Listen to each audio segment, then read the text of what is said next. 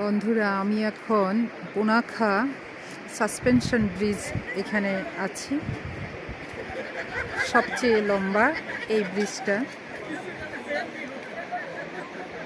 ওই যে দেখা যায়,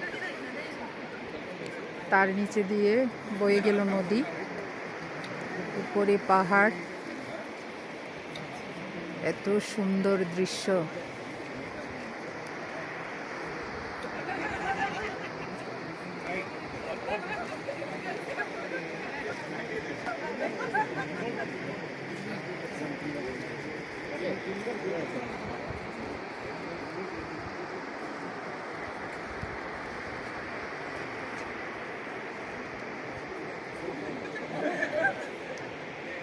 দেখো ব্রিজটা,